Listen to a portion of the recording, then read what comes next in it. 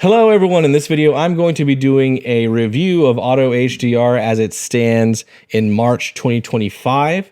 So this is a brand new software that's hitting the industry that is AI editing for real estate photos. So it'll blend natural light brackets into one image automatically, which will enable us to finally take our workflow back into our own studios again, so we don't have to depend on outsourced labor when we have a ton of volume. So let's go ahead and dive into this. In this video, I'm going to be doing a quick overview, looking at some images I've submitted to AutoHDR, and I'm going to be pretty thorough in what we look at. I'm also going to go over the pricing and pros and cons of the software. I'm even going to make some suggestions. And the biggest thing that I'm going to be doing in this video is making sure that I pull back the curtain on how not just this software, but how all AI software that you're seeing pop up all over the place is being produced. So as a consumer, whether you're a real estate photographer in this industry or a consumer of AI software somewhere else, you will understand and know exactly how this software is built. So you can, as a consumer, be a smarter purchaser. Quick disclaimer. I know that I'm not involved with AutoHDR and that I do a lot of reviews on lots of places. I saw a comment recently. It was like, man, you got to stop hating on people. You got to understand, as a photographer, what I do is critique images all day long. In order to get better, you've got to critique things. So even when I have guests on my podcast or something else that I am in favor of, I still give them tough questions and I push them, because real estate photographers and the real estate photography industry wants to know. That is what I'm doing here with AutoHDR. So you guys are going to see real photos that I submit and see real results. For those of you guys who think I'm trying to just slander or unfairly represent AutoHDR, please understand that if I did that, I would be exposing myself to serious liability and defamation lawsuits. So I am highly incentivized to not embellish things, okay? In fact, I am highly incentivized to be as accurate as I possibly can. So if you guys feel like I'm being fair, please let me know in the comments. And if you feel like I'm being too harsh, please let me know in the comments. But I guarantee you these are real images that were really submitted to AutoHDR, and you'll also find that I'm not as harsh as I could be, right? So anyway, let's go ahead and look at AutoHDR to kick this off. This is what the website looks like if you go to AutoHDR.com. I actually really like the landing page, and I really love how they have the logo here. When you hover over it with your mouse, it changes colors and lights up. That is a super nice touch. I also love its simplicity. So in order to use it, all you got to do is take your images, drag and drop them, name your project, and then submit it. I'm not going to submit another one because I've already submitted several in different ways. And I'm just going to show you very quickly exactly what I got. So the first test I submitted, it made 2 copies of. I got an email. They'll send you an email like half an hour or so when it's ready. The first test I got said that it failed, right? And a lot of people reported this apparently when they were trying things out, at least in the comments that I read. I don't think it's that big of an issue. It looks like the first one seems to be failing sometimes. I came into the website to check my progress here, and it just had 2 copies of it. One copy never finished. The other copy worked just fine. And then all of the other projects that I submitted to them to test worked just fine. So it's not that big of a deal. If you guys have seen comments about, failures, it's not true. All right. So going into here, this is the first image that I saw that ran through the software. And I'm really impressed. So it's really bright. We're getting decent window pulls. The color casting is not there. There's not much color casting at all. And how I'm going to judge all of this, by the way, if you guys are judging self-driving cars, sometimes when a self-driving car has an accident, it makes headlines, but we have thousands of wrecks in the country every day by human drivers, right? So the parameter that self-driving cars need to meet is just being better than the human drivers that are on the road. And the human drivers text and drive, they drive inebriated, they drive angry, they drive tired, they're falling asleep behind the wheel, all sorts of stuff, right? So it doesn't have to be perfect. It just has to be as good or better than our outsource editors, right? So this image, I would say, is pretty close to an outsource editor, except for the window pull being a little bit wonky. It's just a little bit wavy or something. Let's move on to more images. This one, it did the window pulls pretty good. And then we have the center of the image and the wood tones looking pretty decent. That's where we have a lot of bright sunlight coming in. If you guys were editing this manually, that would also be very easy to edit. The problem areas would be this side part where you're starting to get it more in shadow and a little bit of mixed lighting situation. And the AI also had trouble with this. So this isn't as good as an outsourced editor due to, you know, the both sides of the image. And then we're flipping back to the other side and we can see that the wood tones have really gone off completely with consistency. This one, good.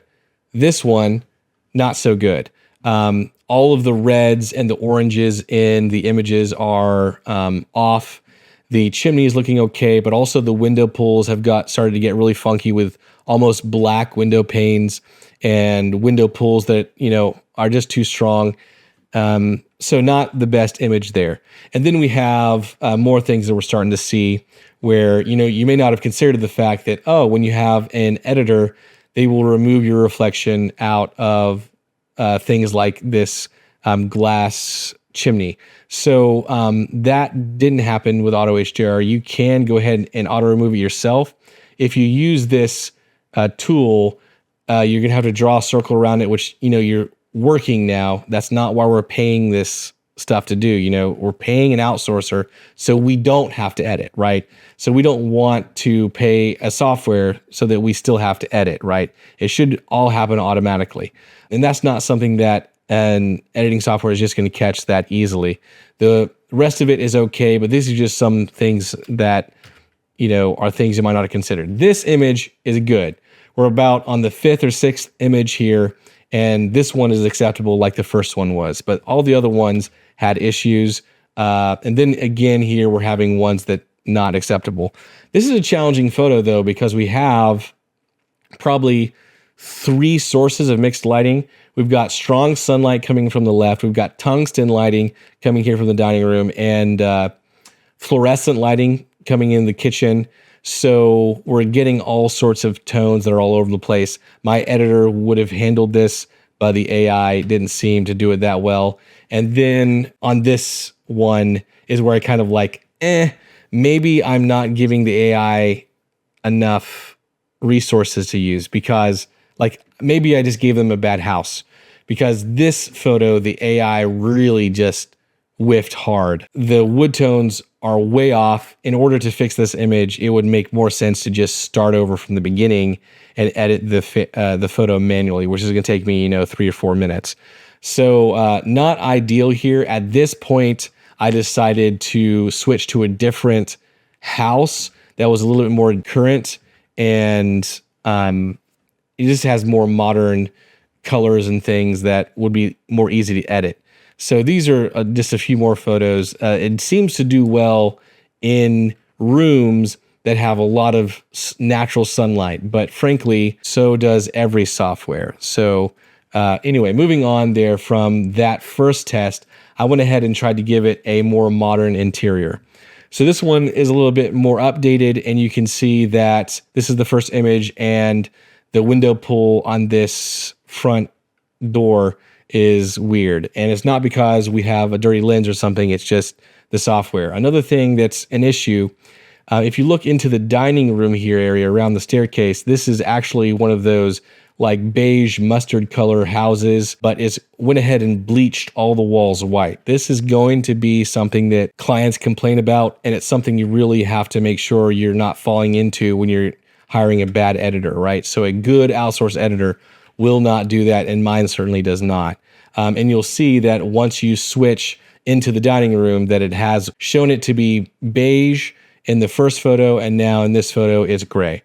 It does hit the window tones, the wood tones on the floor is pretty good, but everything else is not so good. And then, it is also tilted and leaning to the left pretty hard. Looking back into the living area here, or this, I'm not sure what you would call this, maybe a study, but everything is, bleached. And then the window pulls here too, really black window panes, and window pulls, in my opinion, they're a bit too strong. And it's also doing sky swaps for the window pulls, which, I don't really need. And then this is another look at the dining room where we're seeing a lot of color casting going through the house. And I could flip through more, but it's just going to be a lot of the same. The main thing I wanted to show you guys is the exteriors. I usually, and probably wouldn't even need a AI editor to edit exteriors, because exteriors are usually so easy to edit. You can just apply a template in Lightroom and it'll be fine. But for the sake of testing, I gave it some exteriors, and you can see that it is a pretty decent job. I'm starting to see a little bit of blue in the roof here because of masking. If I continue flipping, we're starting to see more masking in the roof, and you can really see it pop out here in the gutter as the gutter goes from white and fades to blue as the mask for some reason was applied where it didn't need to be. And frankly, the AI editor just could avoid adding a mask here and be just fine. The main thing I want to show you guys in the exteriors here is the front shot. So here's a front shot. It did a pretty good job of brightening up the subject. It didn't adjust the color to be nice and warm to match the rest of the scene like it should. So it's an all right result, but this is where we really have concerns. So this is straight on, and this is a 3/4 shot, and you can see that it has added a bunch of these trees. It is hallucinating and adding trees up and around the house where it shouldn't be there. So just going right and left, and we'll see that this would be a big complaint. If I submitted this to a client, they would definitely complain. So in order to fix this, I'd either have to Photoshop it out. I was experimenting with AutoHDR and saw that you can actually turn off the clouds, and it seems to also take away the branches that it had in there. So just one more thing you have to look through and quality check. Preferably, I would like to not have to do that at all. But in other places as well, like if you look at the other 3/4 shot, it's adding an antenna or something to the top of the house that doesn't belong there. In addition, this is just sun glare they got on the lens. That's not AutoHDR's fault. Someone should have put a finger in front of the sun. But anyway, those are just things that I'm seeing on the exteriors that I don't want to have to deal with. So those were my real results. I also did one more test because I saw that this was trained on JPEGs. So I submitted some JPEGs to the software, and it did a lot of the same stuff where it was bleaching the interiors. You can see that the window pulls here are really black on the window panes, and it's doing sky swaps and stuff on the outside that I don't really need. And then the paint is also discolored, where we're getting grays and beige mixed. Most of the color is being retained in the shadows, but it's being removed where there's more light on the paint. So the consistency is not quite there yet, and it needs some time. Some rooms turn out nice, like this half bath, but it's certainly not something you can rely on. If I were to compare this to an outsourced editor, I would say it's not there, right? And that is real photos delivered really through AutoHDR, not doctored in any way, just straight in the software. Another thing I want to show you, it has some cool features as well. If you have your photos, you can flag it. If it's not too good, you can flag it for training. I'm going to talk more about this in a second. But also, you can auto-fill and add in stuff like a chair, or you can auto-remove stuff. So if I wanted to auto-remove something, it says draw on what you want to remove. Pay close attention here because I'm going to bring this up later. This is a crosshair, and you can just circle around what you want to remove, and then the AI will go ahead and remove this. I'm going to go ahead and refresh the page because it takes a few minutes for that to run. And anyway, this is what the result shows. So it is a good removal tool. It works. All right, but that's how it works. Now let's look at pricing. And this is where I'm going to start discussing about where the rubber meets the road here. So you have pricing here, and this is a pretty revolutionary form of pricing because I've never seen a software that charges you to edit per photo. We're very used to paying per photo for manual labor to be doing this. But when it comes to software, I'm not sure about you guys, but I don't like paying this type of money for a single software. For example, a lot of people will complain about Adobe charging too much because Adobe used to sell everything they had for a one-time fee. So if you wanted Photoshop, you could buy it for $200. If you wanted Lightroom, you could buy it for $100. Nowadays, they've switched to subscription models, which people really don't like. Now, if you look at my $60 a month subscription for Adobe, I get Photoshop, was a very advanced software, Adobe Lightroom Classic, After Effects, Premiere Pro, and all of these others included in the $60 a month plan. And I can edit as many images as I want. And when we compare this software to AutoHDR, you can bet there's a lot more research and development, especially development from scratch, that is intellectual property of Adobe versus AutoHDR, where they're paying per photo. I want you guys to imagine for a second, Adobe already gets a lot of criticism for their subscription model. Imagine if they came out with a feature, even if it was AI. In fact, we already have AI features that are included for free in our monthly subscription. But imagine if Adobe came out with a payment model where we had to pay per edit. There would be biblical outcry such as the world has never seen. Like Trump would be taken out of headlines because he would be the second most hated institution in the country, right? Like maybe not that much hated, but Adobe would be crucified for trying to go with a model that way. So I am seeing in the comments as well that people are not liking this pricing model. So here's where I'm going to start suggesting things if AutoHDR wants to do a better job. I'm going to try to view this from several different perspectives, okay? As a photographer, I pay my editor 40 cents an image. And by the way, guys, if you feel like that's cheap, it is great pay. They get paid, $1,000 to $2,000 a month sometimes. And that is about 2 to 4 times what they would get paid working for a company in the Philippines, right? So I've also done interviews directly with editors from these countries. Go ahead and review the podcast where I've talked with these guys, right? I know the numbers. But anyway, 40 cents, switching from a super reliable 40-cent editor to where I would be paying 55 cents or 70 cents, depending on the volume, doesn't make a lot. It doesn't work for me. Like, that makes no business sense for me. And it looks like a lot of other photographers agree. There's no advantage for me there or any other photographer. And I also don't understand why some people should have to work 8 hours or 12 hours in a day to deliver their projects, and others, the software is just getting automatically run, and all you're paying is for servers to run the software, which is not expensive. Once again, I'm going to pull back the curtain and show you guys everything here in just a second. Now, that's looking at it from a photographer perspective.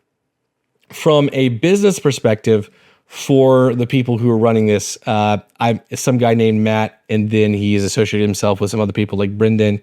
I'm not sure exactly who's a partner or anything else. If you guys want to come on the podcast, please let me know. We can talk about all of this. But from a business perspective, in order to charge per photo, you really need, in my opinion, to have a justification for charging per photo. And I don't see that it's there. So if you're asking someone of an AI, an AI business entrepreneur or developer, they're going to say, oh, well, there's hosting fees and there's server fees.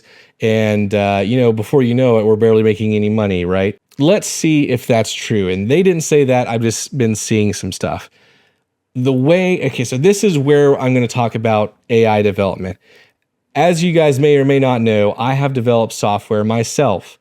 and I have done it very well. You can check it out at realestatemediahero.com. Make yourself a free account. That's a scheduling software. It doesn't have much AI in it at all. But anyway, I know a thing or two about building software because I think, the only photographer in the industry who has solely funded an entire software by himself and designed every screen rather than just handing it off to a development team and letting them do whatever they want with it, right? So I was heavily involved in the development, and I know quite a bit about how this is done.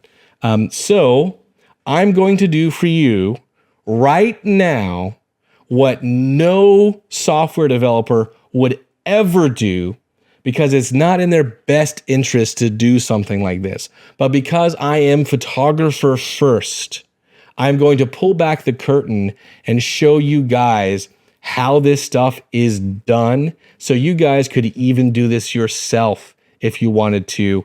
It's not as hard as you think. So a quick definition of terms here.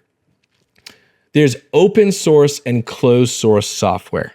What's the difference between open source and closed source? In a nutshell, open source is kind of like, if you're a photographer, you have intellectual property. You take an image, and as long as you're not working under a work for hire, that image belongs to you. It is your intellectual property. You can then take that image and sell licenses to it, or you can sell the rights to it, or you can do it as a Creative Commons license and people can use it however they see fit, right? Open source software is like a Creative Commons license for your creative image. Open source software is free to use code, even for commercial use in most cases, like almost all cases.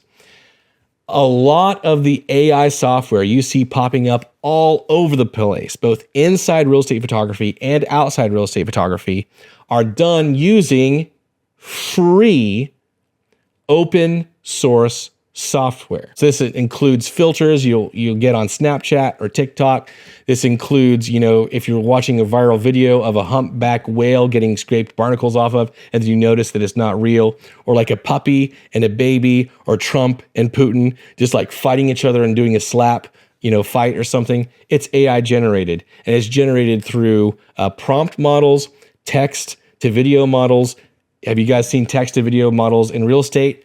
Let me show you where they are all coming from. If you guys want to go to huggingface.co, huggingface.co. This is a multi-billion-dollar hosting and an AI community where people submit and contribute their open source code for people to build software with. So if you go here, you can go to models and see all sorts of models for computer vision. This includes image to video, text to image, image to text. This includes natural language processing. This is the kind of stuff that ChatGPT and Grok are made out of, except, Grok and ChatGPT get their own resources and data sets. You have audio, text to speech. If you guys have ever done anything on music websites where you can now put in text and it automatically generates a professional voice for you, that is done right here with these open source resources. Okay? Now I'm going to take this the next step. In AutoHDR, we were looking at these listings here, and we can see that it has the auto remove feature. You click the auto remove, it has a crosshair here, and we can circle what we want to remove.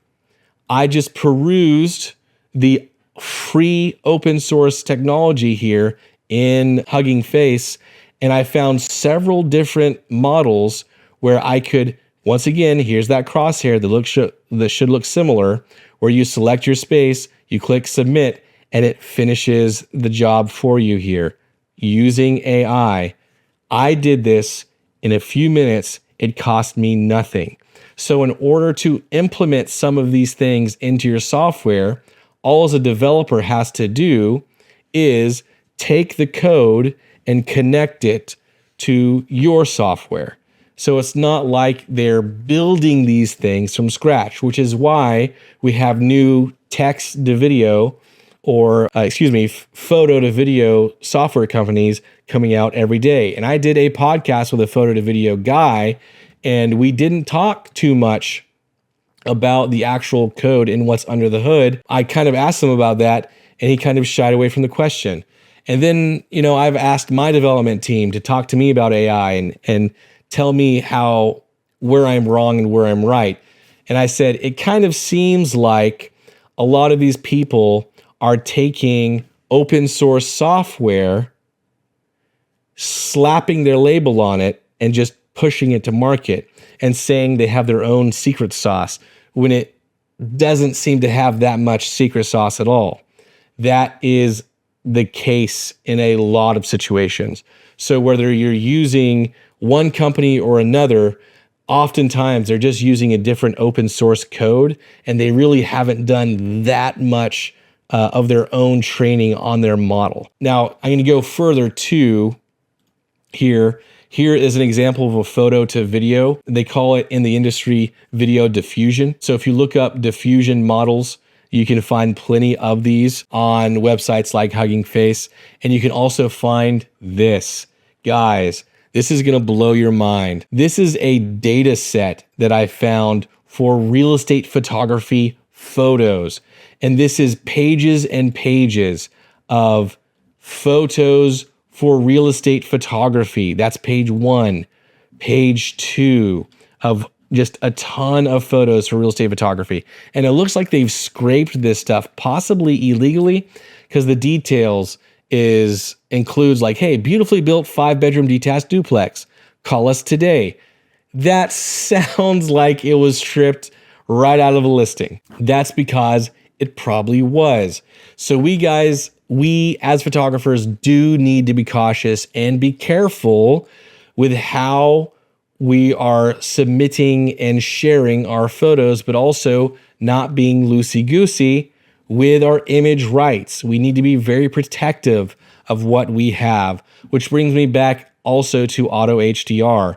So AutoHDR, if you have an issue with a image, let's say like this one, really missed the mark, I can actually flag this and it'll bring up this notification, flagged for training. This photo is flagged as a weak point for the model and included in our next training run. Okay, great. So they are testing their own model, but they're doing it using my photos.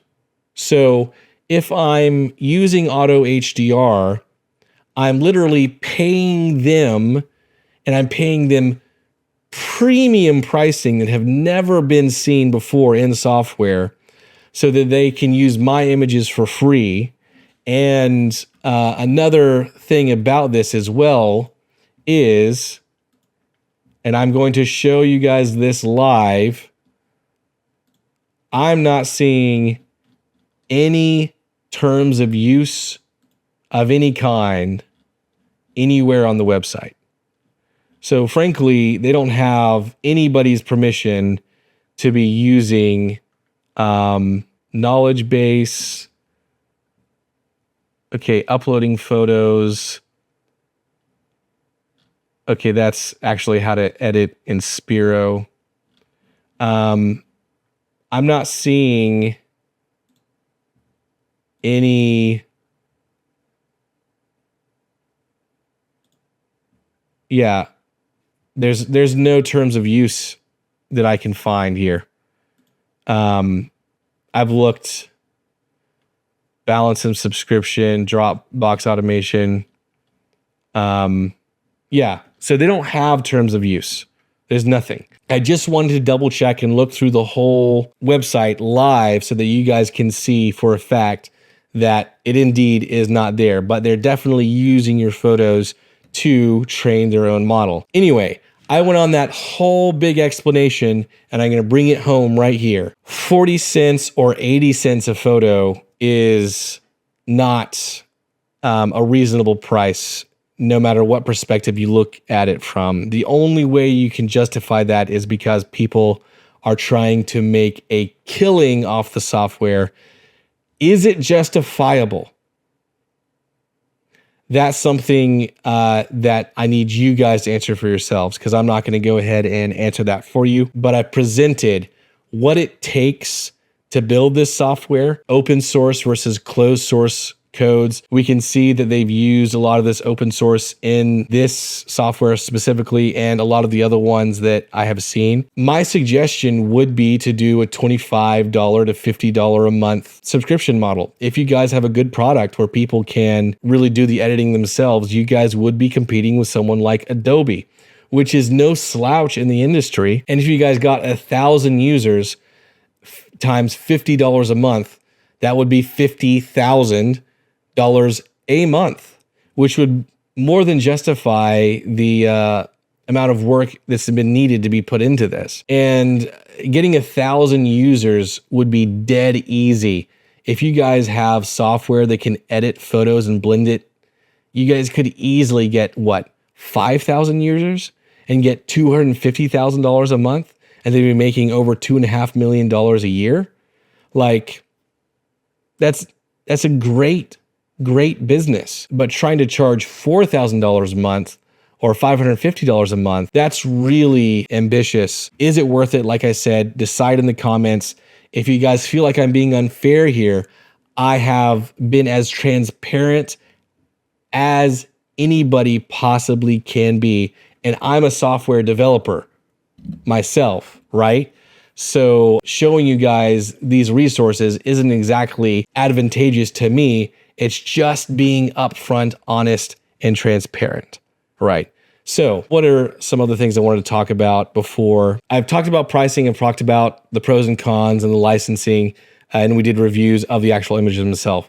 The last thing I want to talk about is where, in my opinion, AI has its place in the industry of photography and video. AI has its place, and Adobe is already doing a great job at this, of being incorporated into existing software so we can not have to outsource a lot of tasks. So this includes sky swaps, object removal.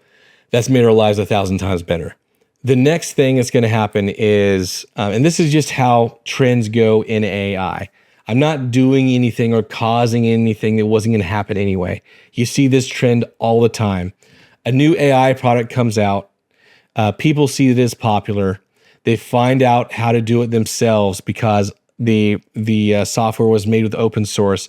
And then you have 100 products that do the same thing, right? So that's the photo to video models that we've seen, but we've seen, a ton of products outside of our industry to do that exact same thing. And when you have a ton of competition doing the exact same thing, it drives down the price for the consumer. And that's exactly why the software community has made a lot of this stuff open source, because they want this technology and artificial intelligence to be available to everybody. They don't want it to be exclusive to the super rich. They want everybody to be able to access this world-changing technology that is AI. So frankly, after I continue doing Real Estate Media Hero and Real Estate Photography Masterclass, my next pet project would possibly be making my own MLM where and I would do a very good job as a photographer, submitting photos to it and training a model to get us an objective where we submit our photos and it spits out photos that we can, deliver or ingest into Lightroom and apply a preset to and then get it there. Like, how nice would it be if we got an image that looked similar to like log from video, where it comes very even, but all the information is there, how we need it. And then we can just apply our own LUT to it. And then boom, the sky is how we like it. The interior is how we like it. And that's all of our workflow is. That would be fantastic. So that's the kind of software that real estate photographers are looking for. A $25 to $50 a month software that we can use limitlessly, that would be very popular, and you guys selling licenses to it at volume would make you guys plenty, right? But $4,000 a month times 1,000 users, you guys are trying to go for like $400,000 a month or more. I mean, nothing wrong with capitalism, but I think, I don't know, I'm not sure the function justifies the cost there. Anyway, so that is feedback I have seen elsewhere on the interwebs. I'm not saying anything anyone else already hasn't said, but I am showing you guys a little bit more of exactly how the sausage is cooked, or the curtain, whatever thing is said. So that's the way it is. If you guys have any questions about it, I'll always be answering your comments down below. If you appreciate this video, let me know, and I look forward to continuing making a lot of great content like this and always being super transparent. If you guys appreciated how much I have taught you in this video in regards to software, and if you appreciate how much I know about software, you may want to try out Real Estate Media Hero, which has nothing to do with editing, but it is a scheduling software. We do a really good job with it. So anyway, hope you guys have a great day. Thank you for watching.